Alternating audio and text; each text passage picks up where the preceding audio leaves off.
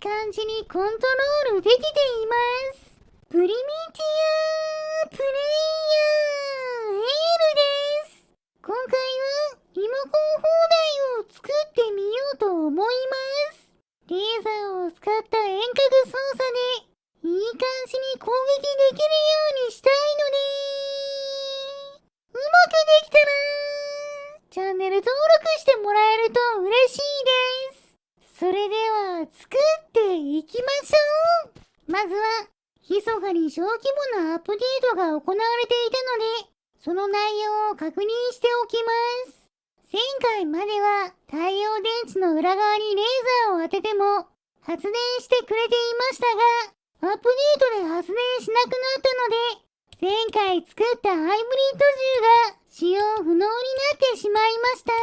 ちゃんと動画にはできたので、よしとしましょう。さらに、砲台から撃たれるビームが水中で消えるようになっています。ビームがたくさん飛んできたときは、水中に逃げればいいわけですね。あとは、フリーズが起きにくくなっているみたいです。アップデ内容の紹介はこのくらいにして、レーザーを受けて遠隔操作できる車体部分を作っていきます。こんな感じで太陽電池の長い板を三角形に組み合わせたら、それを5セット、間にゴムを挟みながら縦に並べました。5セットの太陽電池がそれぞれ電気的に分離しているので、周りのどの角度から見ても、それぞれの太陽電池にレーザーを当てて発電することができるわけですね。この下にゴムの棒をつけたら、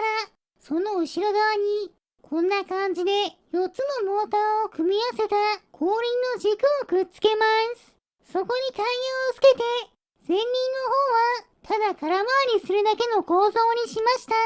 日光で勝手に発電しないように大きな軽量プラスチックの日よけをつけて、その周りにはダメージを防ぐためのゴムのバンパーを追加しておきます。ここから後ろのモーターそれぞれに配線をつけて、いろんな動きができるようにしていきます。こんな感じで2つのモーターを4パターン、それぞれ違う回転方向で動かすことで、前進と後退、左旋回と右旋回ができるようにしました。この4パターンの配線と太陽電池内部から伸ばした配線をつなげていきます。こうすることで、それぞれの太陽電池に電気が流れたとき、上から前進、後退、左旋回、右旋回の順で、後輪の2つのタイヤが回転するわけです。さらに、一番下の太陽電池に電気が流れると、前に設置したレーザーから強力なレーザーが発射されるようにしました。反動もないので壊れる心配もなさそうです。しかし、レーザーから流れる電力だけでは、うまくタイヤを動かすことができなかったので、タイヤを動かす配線にトランジスタを追加して、レーザーでトランジスタが入力状態になることで、別に用意したバッテリーから電気が流れるようにしました。これなら動かせそうなので、早速地面に下ろして、レーザーを当ててみると、よし、どの太陽電池にレーザーを当てるかによって違う動きができています。でも、旋回の動きをしてくれなかったので、前輪のタイヤを左右別々に回転するようにして、さらにバッテリーを追加することで、旋回しやすくしてみました。これならどうでしょうか？ちゃんと旋回してくれています。もちろん、前進も後退もできますし、レーザーも発射できるので、車体の方はこれで良さそう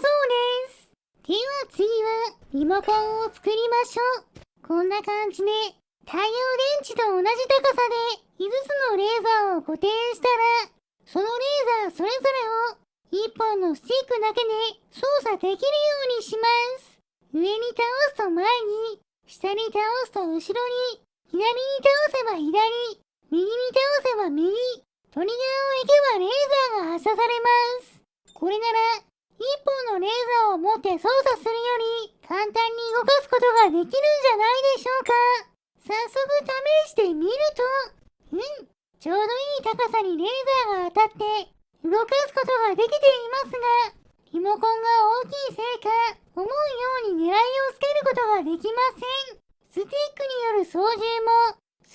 の作りがあまり良くないせいか、結構難しいです。上級者向けの操縦方法ですね。それに、感性が残っている間は、逆方向にモーターを動かせないので、素早く方向を変えることもできません。そこで、リモコンを変更しましょう。こんな感じで、レーザーとトリガースイッチ、コンデンサーを組み合わせた超シンプルなリモコンを2本作りました。これなら手に持ちながら簡単に操作できるので、狙いをつける難しさはありますが、さっきの大きなリモコンより操縦しやすいです。2本をうまく使うことで、レーザーを発射しながら、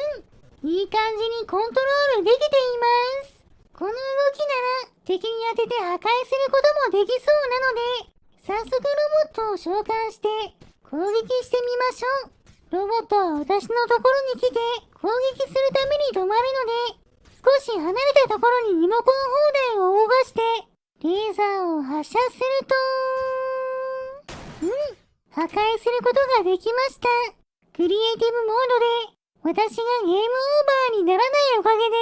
なんとかこうやって破壊することができていますが、通常モードだと私が移動しながらの操縦になるので、なかなか難しそうで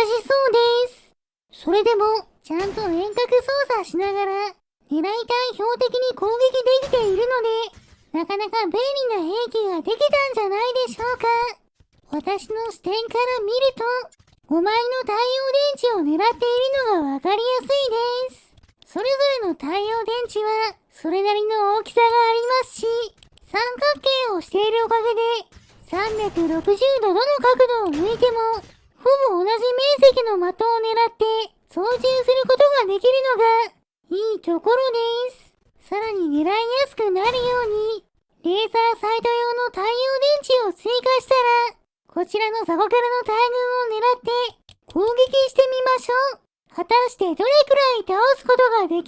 しょうか。